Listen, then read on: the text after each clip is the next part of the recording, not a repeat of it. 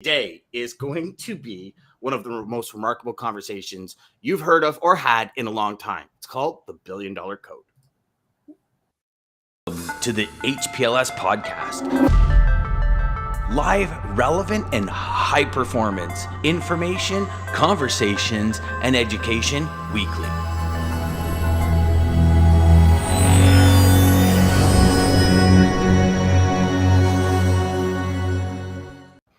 Hey everybody! Okay, so we have Lisa coming in hot. Jeff Lisa coming in hot here, and then Jeff right behind. Good morning, Jeff. Good morning, Lisa. Y'all, we have a amazing show today. Say that word again. Just say that word again, because the $1 billion code. The $1 billion code, and here's the reason why. When you start a company and you want to get to a certain point, leadership is the key. How do you guide your team? And our guest today, Chuck Snow, the founder of Trafix, is that person to tell us. Chuck, thank you so much for being here, my friend. After our conversation setting up today's call, just you blew my mind with your beliefs, your strategy, your perspective, and the desire to help serve your entire company, which I believe a true leader is. So thank you. Yes. That's what it's all about. You're quite welcome. I think that's the only way you could get to $1 billion too. So, yeah, I mean, you got to think, right? You surround yourself with the best people. And Chuck, you know, as we get in, why don't you, if you can, I mean, I know there's a lot to the story, but if you can explain kind of the humble roots of Trafix, how you started, and just kind of give us a quick story to get to this point, and then we'll take the story from there. Yeah, way back, I got a taste of the trucking industry back in 1974. Most of you weren't even alive then, 48 years ago. And for my 21st birthday, one of my buddies rented me a tractor, a cab over diesel sleeper tractor, and we went trucking for a day. And it just that was your 21st birthday present from him? Yes. So gone are the days where like he'd rent you a Ferrari and you go like 200K down the highway. Yeah. You know, this is a different world, okay, in 1970. I love it though. And there's a long story to that too. But anyways, about 3 weeks later, a buddy of mine and I rented a tractor and a trailer, and that really cemented it. It wasn't, pardon my language on air, it was a little bit of a shit show at one point, but it all worked out. And I was hooked. Okay. I was just hooked. And then I went out to figure out what I wanted to do. I knew I wanted to be in the trucking business. Of course, nobody would hire me because I didn't have any experience. And back in 1974, if you didn't have an uncle or a brother that was connected in those days, it was fairly common for people to work in a unionized environment. This is pre-deregulation. Mm-hmm. And what happened was, if you didn't have any relatives in the Teamsters Union or that were in the trucking industry, you didn't get in. It was, you know, because they were good jobs. And finally, I realized that this wasn't going to work. And I found a truck for sale, a 1966 F model Mack cabover with a job. And the job was running into the U.S., which in those days they called with a gypsy company. And what they did was they circumvented the very strict transportation laws. This is pre-deregulation. So how it worked then, just to give our listeners a little bit of an idea, you had a license, licensed carriers had a license either for a commodity or for a route. And they would have a license to haul, or they may have a license for both. So they would have a license to haul waffles from, let's say, Simcoe, Ontario to Montreal, but they wouldn't have a license to haul anything back. So there were a lot of empty miles. Wow. And what we could do is we would rent the truck or lease the truck to the customer directly and just do what we wanted to do. And it didn't take long. I just figured this out, what was going on. I thought, this is an incredible business. This allows us to have all the rights in the world without any cost. I love this. So I just took to it like a duck takes to water. and did that for a while. And then I had some problems with the truck, and I sold it within about 9 months or so. But I stayed active in it. And then I was, for a while, I was getting loads. My family had been in the plant and flower business since 1917. So I saw an opportunity. It just all happened at the same time, where people were crazy for tropical plants in around 1975. There was a boom. They wanted greenery in their homes. And I figured out that I could get loads to go to California or to Florida, rent a truck, rent a trailer, which wasn't that expensive, get a load to go down there, and then buy a load of plants and bring them back. And then I realized I was wholesaling them at first, but they weren't going that quickly. And then I realized that if I did discount retail, I would sell a lot more. The more plants I sold, faster I'd get down to Florida for another trip. So I started doing that, and that worked out really well for a year. And then all of a sudden, the Canadian dollar, which had been stronger than the US dollar by about 5%, took a hit and became 20% weaker. And that kind of blew my business plan to smithereens. Couldn't do it anymore. So I spent a miserable year managing the family flower and plant shop, and was not a happy camper, and decided I got to get back into trucking. So what I did was I did this business plan, and knew my numbers inside out, because, if you're going to start a business, you better have a business plan. And started this little trucking company with one truck, one trailer, one driver. And within a year, I think I had 12 trucks by the time we finished the year out. That's good growth. Yeah. And they were all rental trucks. I didn't own a thing. I was just using rental trucks, rental trailers. And we had picked up the Commodore computer account along the way, which is a great story, which I'll do on another show maybe. But it's when you are prepared and opportunity hits you, that's when they collide, that's when you have success. And that's what happened. Anyways, I picked up a load a day, one load a day going to California, one load a day coming back. And along with, those 5-gallon gasoline cans, the red ones you fill up your lawnmower with. Well, there was one major player in that sector called Scepter Manufacturing, and this was during the gasoline shortage. So we made a lot of money. The gasoline shortage of I think it was 1979. And then one day, my first business partner, Peter, and I were talking, and we were having a lot of problems with drivers even back then. And he said, what about us just becoming brokers? And now brokerage was fairly new in those days. It was a new concept. In Canada, there were no large brokers. In the US, they were just, C.H. Robinson had been around for years and years and years already, but they were mostly exempt commodities. And as were most brokers. And then what brokers that didn't handle exempt commodities did was they would actually broker freight for carriers, and they would do something called trip leasing, where they would get a truck and you would run under that carrier's authority in the US. That's how the Americans worked it. And the brokers kind of took a little piece out of that. And Peter said, what about opening up a brokerage here? And I said, I think that's a great idea. We don't have to deal with these guys directly. And we started up. We figured out a name. I came up with the name Traffics, which I told you before, Dan. It's a long, long story, but I'll make it really quickly. I'll make it real quick. What happened was we picked the name Traffics, and I was open my first day of business. I was in the office, and I answered the phone. Good morning, Traffics. I'm so excited. I'm 26 years old. I've got this brokerage. Now, there had been some brokerages in Canada, but they were basement operations, and we were bringing this into the boardroom, and which we did. But anyways, it was like my third call of the day, and it was a gentleman named Gordy Young who had been in the, he was in the trucking business, and he called me because everybody knew me from the asset side. Yeah. And I answered, good morning, Traffics. And he said, what did you say? And I said, Traffics. He said, how do you spell that? And I spelled Traffix. And Gord said, you can't use that name. I said, why? He says, well, number one, I owned a company called Traffics. It's in Brantford. I sold it.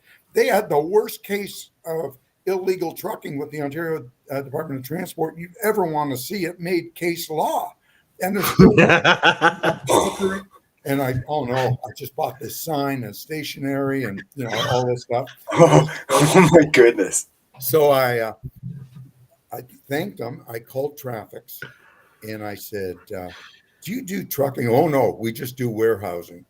And good, we don't do any warehousing. So you know what? We just kind of left it. Now I did hear from them about 3 years later. I got a cease and desist letter and we worked it out. And I said, listen, we don't work in the Brantford area. We do no warehousing. And at that point, the owners were older people and they said, just go do what you want to do. And they let us go. But we did have a long and colorful battle of our own with the Ontario Department of Transport, which morphed into the Ontario Ministry of Transportation and Communication, and then became, I think, Ontario Ministry of Transport. And we got into real battles that took us all the way to the Supreme Court of Canada. And wow. We spent, including my former business partner's time, we spent over $1 million. This is in the 80s, fighting this because we felt that we could legally offer this service to shippers and to carriers, because our whole thing at the time was our focus was to bridge those empty miles. There were small carriers. Now, some of them were licensed and some of them were leasers. Okay. And when a lot of these leasers had their own customers that were shipping out of New York or New Jersey or California, but they needed freight to go down there. Mm-hmm. And we were that sales force. So this just took off. And we didn't have a lot of competition because it was an illegal business and we had to fight our way through. And then we went to the Supreme Court and we lost.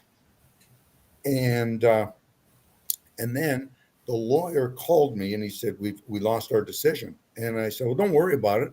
I said, I need you to appeal it. And he said, you can't appeal a Supreme Court decision. And I said, yes, you can. And he said, well, how do you know about law? That I don't think so. And this guy was a master of law, a graduate of Harvard. He said, how do you appeal a Supreme Court decision?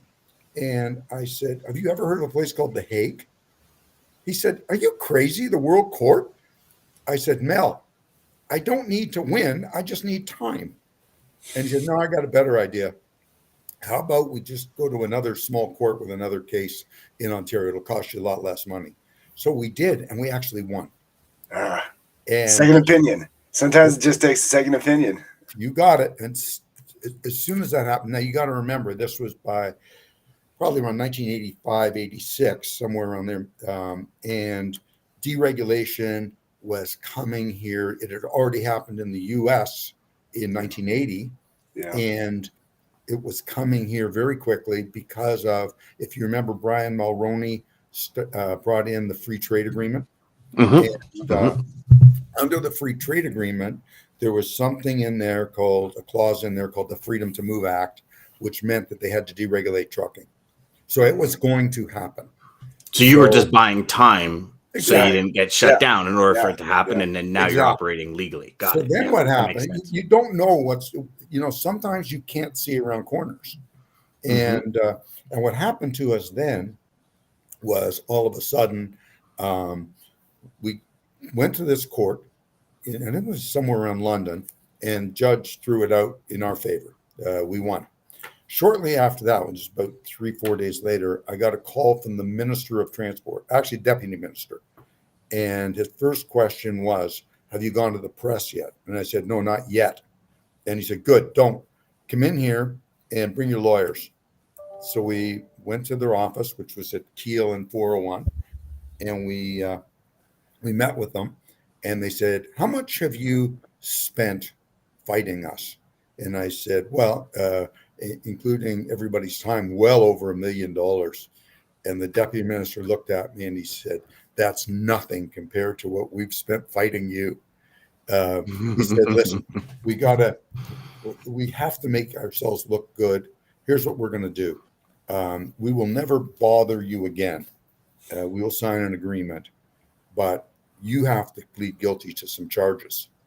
So I said, I'll tell you what, the highest fine you could have was $5,000. I said, one ticket, $5,000 for conviction. He goes, no.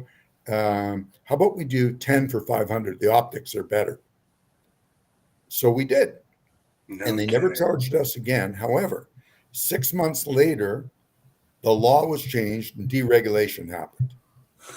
And when deregulation happened, it was pretty horrible for the regulated trucking industry. 95% of them went broke overnight. Really? Yes, because they had borrowed money to buy authority. And now all of a sudden, this debt load they were carrying for this license, you couldn't blow your nose with. So the bankers were calling the loans. These great rates they were getting, $6 a mile, $8 a mile, craziness, because they were the only show in that town that could ship to Montreal. They owned that. All of a sudden, the local farmer that was hauling grain with his truck 3 months a year, he went out and he bought himself a $2,000 or $3,000 used trailer, and he took the loads for $2 a mile until somebody went and took it for $1 a mile, and it just happened really quickly. So what happened then was, and then the Americans came in because deregulation happened. And the Americans, this was the last bastion of great rates, was Ontario. And that didn't take long for, and I will name them. I don't think there's anything, the J.B. Hunts, the Schneiders, the Warners, Poole out of Evergreen, Alabama, who's now gone or was bought out. All these companies came in, and they desecrated the market. And I'll never forget, we had this board, because this is before computers. We had this giant board with orders, and by Friday, Monday's orders hadn't been moved yet because we couldn't get any trucks. It was just so. There's been like these issues ever since the beginning. Yeah.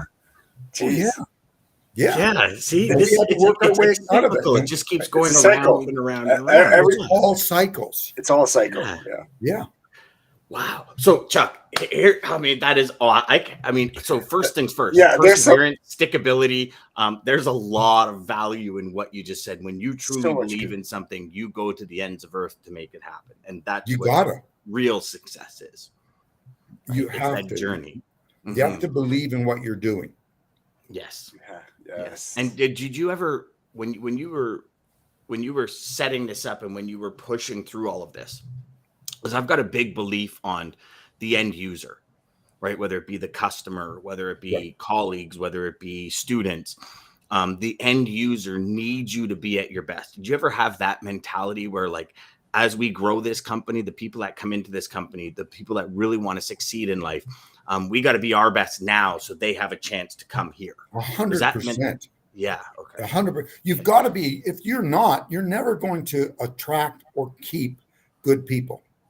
And your strength is your people. Yes. So you've always got to be, number one, you've got to be on top of your game. Okay. Number two, you've got to be accountable. You've got to be approachable. You cannot be running a business from some sort of an ivory tower where people can't contact you. Yes. People need to be able to reach you on your cell, because that's what they sign up for. Yep. They want, as you and I discussed, you have people in an organization that are leaders, and then you have people in an organization that need to be led. And if you're not, and they're good people, and they do a lot of phenomenal things, but they want to be led. Yes. And if you're not there to lead them, they're going to get lost. You're not doing your company any favors, and you're certainly not doing them any favors. You know, it's That's what, interesting. David Long once said, David Long is a good friend of mine, wrote a great book, Built to Lead, lives in South Carolina. And he said, you know, Dan, in a typical company, there's like 6 to 7 donkeys for every 3 Clydesdales. And he says, and the problem is when you don't really lead from the top and guide people to become the best versions of themselves. Because everybody starts out in this world, and he said that everybody wants to succeed. Because I don't believe anyone wakes up and says, I can't wait to be half mediocre today. It's just we allow things to get in our way to block us intermittently, which good point. over time leads to a brick wall. And he says, imagine if you had 8 Clydesdales pulling 2 donkeys.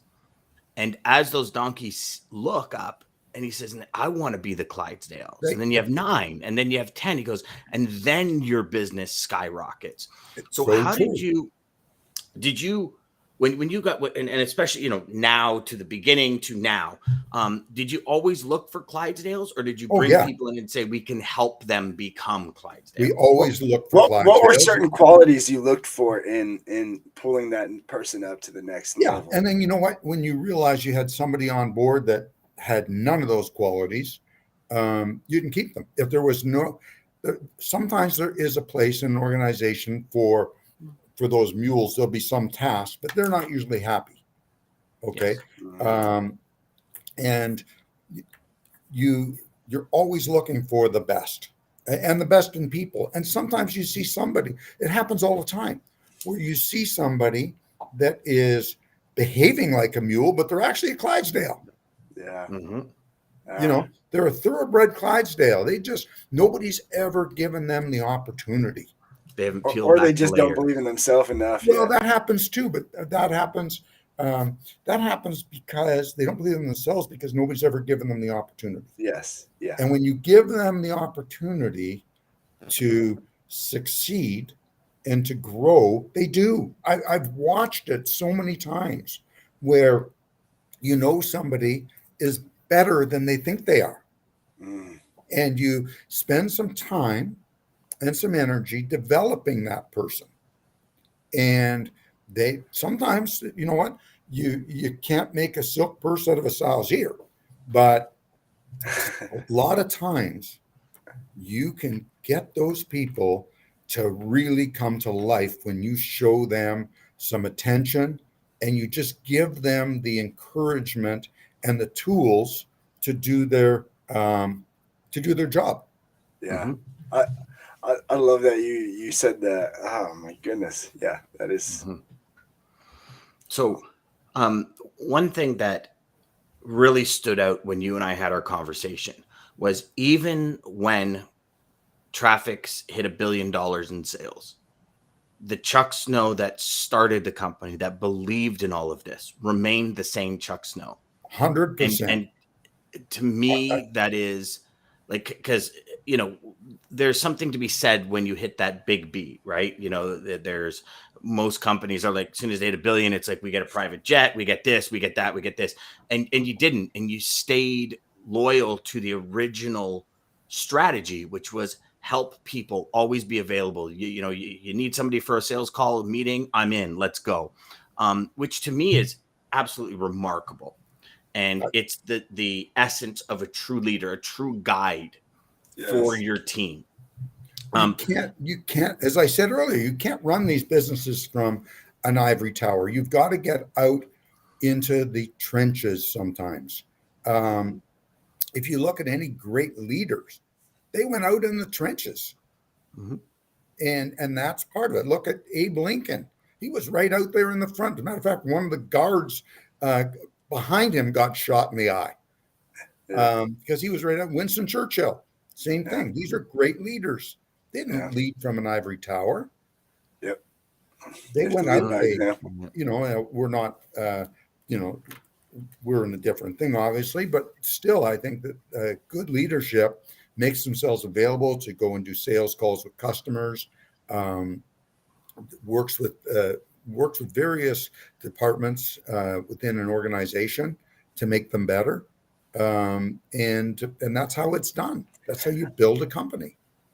I think another hidden quality that you touched on that clearly, I think, in my opinion, you have, because you were strong about talking about the people you found talent in that they didn't believe themselves, but you were able to see it. I guess tell one of your greatest stories of somebody you didn't like. You could tell they had more talent than they were actually putting out. Basically, that mule that you turned into a Clydesdale.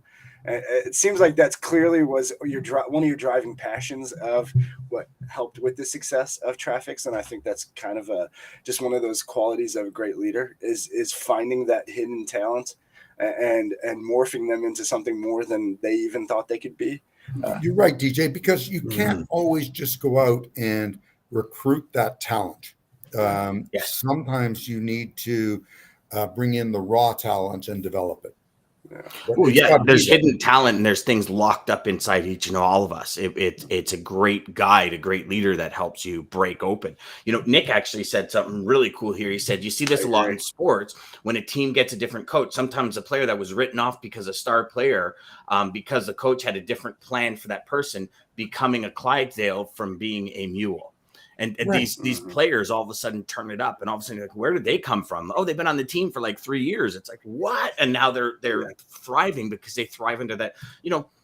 It kind of goes back to school as well, right? Certain teachers were, I mean, for me anyways, like, can only speak for me.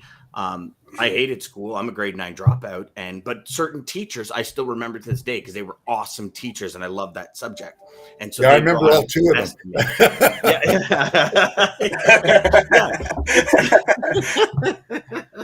But it's the individual that helps pull you through the education, the learning, and all of that. Right. Yes. And when you are given the responsibility of leadership, you should never take that lightly. I agree. It's the Spider-Man. It's a Spider-Man quote. With great responsibility comes with great power comes great responsibility. Yes. And it's so true. So your responsibility as a leader is to bring out the best in your people. It's pretty simple. So if you can give us 5 things that you do to bring out the best in people. I know you kind of named 3 already, but if you can share 5 things you do, Chuck, that bring out the best in people that you found work best with building a team globally with Traffics. Number 1, talk to them. That's most important. Number 2, listen to them. Number 3, work with them. Number 4, really get into put them in a team environment and see where they fit in. And then number 5, just keep checking your work. Don't just set it and forget it, because you have to come back. It's no different than that teacher that gives a child or a student an assignment and said, go and find out why maple trees lose their leaves in the fall, and that's it. It's a teacher that works with that child. Yeah. Going through teaching them how to research properly, teaching them how not to explain things. One of the things I find that is it's rampant in this industry is lack of training. Yes. It's just like, and it's not just, it's on the asset side as well as on the non-asset side. It is just, now I realize there's been a huge push to add people to the industry in the last 24 months or 30 months. But the lack of training gets people to where they are, gives them their problems. If you spend the time training your people, look at all great organizations spend time and resources on training their people. You don't just bring in kids and young people from college and say, here's a seat, go and sell freight. And, third day on the job, somebody says, ask them, is it and it's usually in carrier sales, that's where they put them, or brokerage. And a carrier will say to the or to the carrier salesperson, is that a flatbed, a dry, or reefer? What's that? I've actually had that conversation, because you got to remember at Traffics, I have worn, I'm not going to say I've worn every hat here, because there's a lot of new hats here, especially in IT, that were never here before. You have to remember, when we started, the only IT we had was a photocopier and an adding machine and a fax machine with a roll of paper in it. Exactly. We didn't even have, I'll tell you a fast, funny story. We didn't even have a fax machine when we started. And I remember going on holidays and coming back. In those days, my partner at the time and I used to, we had young families. We did this for a couple of years. We would take a month off each, because he had a cottage and I had a motorcycle and a rural property. And we would each take a month, but we would bridge it by 1 week in between. And I came back after my month, and there's this machine there that is, it's 3.5 feet long, and it's got a roll on it that looks like a small, tight roll of paper towels. And I said, Wally, what is this thing? And he said, oh, it's called a fax machine. And I said, what do you do with it? And he goes, you get faxes from people. And I said, what, faxes? What's a fax? He goes, oh, it's a message. And I go, do we get a lot of faxes? He goes, no, we haven't gotten too many yet. I said, how much was it? He said, $5,000. And this is like 1986 or something. And I just shook my head and okay. And I got to say, that was the first technology that was a real game changer for the broker and the carrier. Because we used to have to phone all these carriers and ask them where they had trucks, or they would have to phone us and tell us where they were going to be. And we kept a board of who was going to be where, and we would just pick off inventory as loads became available. So, it just, things have changed. Yeah. And especially nowadays, IT, it looked nothing like what it did even 20 something years ago when I got in. It was, it's IT is a whole different game right now. So I can imagine you don't want to wear those hats, because that would be a serious learning curve. Yeah. You know what? Yeah, I'm good. Exactly. Really, the 3PL industry has truly become a tech play now. Yes. You got to have a huge tech stack in order to compete in today's day. Yeah. And a lot of, unfortunately, an awful lot of smaller brokers that have good businesses are being forced to either sell or to do something because they don't want to invest the money in technology. You have they're going to kind of stay at that plateau that they're at typically, and they know they can't. Customers they're with. Yeah. One of the things that's happening, Dan, is customers are starting to, and they've been doing it for a while. We've seen this for the last 15 years, anyways. Customers are demanding more and more from their suppliers as far as tech. And if you're not willing, and tech's not cheap, and if you're not willing to spend $500,000 or $1 million to upgrade depending on what your customers want, but if you're not willing to spend that, then they're not willing to use you anymore. It's not that they don't like you. That's what in turn, that's what their customers are demanding. Yep. Is it fair to say the people that will not invest that to go to that next level could potentially be the next blockbusters? I mean, and that's going on all over. Yeah, these smaller. It's actually a great analogy, DJ. Yeah, you have small brokers all over North America that some of them they're not tiny, but they're they can be $30 or $50 million brokerage houses that are owned by people in their 60s that are going, you know what, I really don't want to spend $1 million right now. Sell the business and retire and enjoy. Exactly, and that's what they're doing. And there's amazing. We'll get to a couple of comments here before we get going.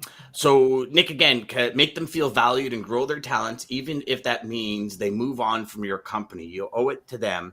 They have helped build your company. And I think that, to me, that's one of the reasons being in sales training. One of the biggest things that I hear from people is, but if I train them and then they leave, I'm like, well, what if you don't train them and they stay? Like, See, and that's just there's- such the worst mentality too. I mean, so not go, just because you triggered this point. It takes what it takes. The Trevor Millard book, and neutral thinking. His big thing is um, is not. It's not overreacting and staying there. But he was with Nick Saban. Everybody knows Nick Saban, coach of Alabama, amazing team. But Nick Saban's mentality was, let's not train the mules. Going back to the mules Clydesdale, what if I just make my Clydesdale even better? No. And so that's where he went. Was he went to the Clydesdale and raised their level, and it raised everybody around, and that's why you have Alabama winning year after year after year. Mm. Yeah, no, you've got to you've got to give those people an opportunity. And you know what? Yes, you are going to. We lose people, and we lose some good people sometimes because the grass is greener on the other side. Until They're promised a lot of times it's just somebody. It could be somebody being vindictive, which does happen in this business. And we will lose people. And quite often, it's for more money, or it's usually for 99% of the time, it's for more money. yeah. And then they find And it's usually more money right up at the front, like a signing bonus. What I've noticed is a signing bonus or Big something. time. And they're like, well, I'm living out of my means as it is now. So that signing bonus would really do me well because I kind of got myself in trouble. And then all of a sudden it's, everything's promised. Of course, everything's promised. But what's actually delivered is another story most of the time. More often, you know what? I'm not going to say it always happens, but quite often we will lose people and then they will try to come back. Yes. And we have made exceptions through the through the years, but we, as a rule, we're the same company they left, and they're usually the same people that left, and it's just not good. And it's best usually if they move on. Sometimes you do make exceptions. Yeah, for sure. And we've actually had some great people leave to go into other industries. Mm-hmm. And then they found out that they had a real passion for this. And as you and I talked earlier, Dan, I think that people in the logistics and trucking sectors are sometimes they're stress junkies. And they are. And you get, it goes from boredom to terror in a heartbeat all day long. And they love it. And then they go into something that's very mundane and they go, what's missing from my life? I'm really miserable here. Yeah, maybe I'm making a few dollars more, and I'm not working as hard, but God, this is awful work. I'm not doing this. This isn't what I thought I was signing up for. And then all of a sudden you end up getting a phone call saying, you know what? Real estate isn't what I thought it was. Because it's a totally different and you do get calls too from people that keep in touch and they go, you know what? This was a much better thing. I feel a lot better. Not everybody loves the stress. Okay. There are some people that can't take it. And we found when we were hiring a lot of students at one point, we were recruiting from colleges and universities, and the majority of them, what we did find was we were a great training ground. And then what would happen is our competition would come, and these people weren't fully trained, but our competition didn't know that. And you could only pay them so much because they weren't trained. Yes. So the competition picked them off thinking, oh my God, I'm getting a trained Clydesdale here. And they got a Clydesdale and they found out that this wasn't a Clydesdale. It was a Clydesdale with one broken foot or something. There's a wonderful sales book, and I forget the name of the author. And I took a one-night course, and actually, I had him on our Rates and Lanes podcast one night, and he wrote a book called Sales Dogs. Sales Dogs. Yes. Sales Dogs. I've never heard of that one. Well, now this individual that wrote the book, he's a great guy. And he came from the trucking industry. And he built, I think they were hauling a lot of air freight out of the out of LAX, if I'm not mistaken. And the book, it's very easy reading. I took the course. It was like a one evening course. I actually brought my whole sales staff many, many years ago. And I was so impressed with the book and with the course that I had him on the show. And one of the things I remember him saying is there are three types of salespeople. You have your pit bull, you have your Labrador retriever, and you have your poodle. And there's a place for all of them. Mm-hmm. And you know, in any sales organization, you have those three. Yep. And you need them all. And you know what? Sometimes you need to parachute the poodle in because he can take over an account or diffuse the situation. Yeah. And sometimes you need to send the pit bull. Mm-hmm. It was always funny. I know we got to get going because we're way over time, DJ. Sorry, but you know, it was always funny because anytime you would see somebody leave a company, the pit bulls would come out, and they'd always send the pit bulls in to close the account and keep the account when the person left. And yeah, you're right, because there is certain times you need everyone. Wrong doesn't always work. Yeah. No, 100%. I mean, that's my one of those good friend cases. Bobby is a perfect example of that. That's one of those cases of not knowing who you're dealing with, not knowing your customer. Yeah, agreed. Yeah. Oh, this is so good. Oh my! The big question is, DJ, did you see the conversation going this way, and does your quote match the goal? Listen. I will be completely transparent and honest. I cheated. I went to a leadership Simon Sinek quote because I just love Simon so much. Because you knew it was about leadership. Got it. And I knew. I mean, come on. He went to $1 billion. The only way you get there is by being a good leader. So I don't care how good you are. I do need to say something. I was not the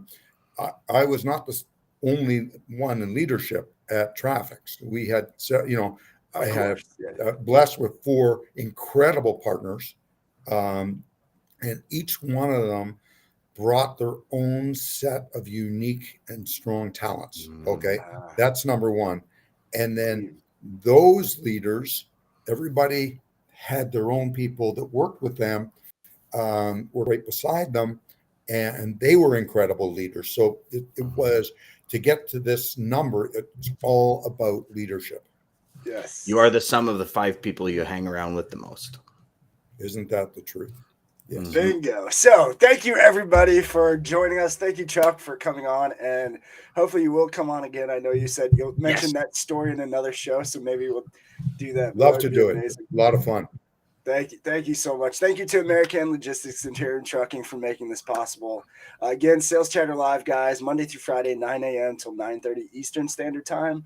If we don't go over, because the show is so great, like today, thanks you, Chuck, for going over with us, and everybody who did stay. If you are watching the replay on YouTube, like and subscribe, hit the little bell, do all the fun stuff so that you catch us next time when we are live. Again, Monday through Friday, 9 a.m. till 9:30. Don't miss tomorrow, Triple D Day, guys. Data Day. Data Day. We're going to talk about oil. We're going to talk about fuel. We're going to talk about flatbeds. We got a whole bunch of data to share with you. Don't miss it. That's right. Don't miss it. And the quote to take us out, guys. Simon Sinek, like I mentioned, great leaders must have 2 things: a vision of the world that does not yet exist, and the ability to communicate that vision clearly. Touche. Well put. To the HPLS podcast.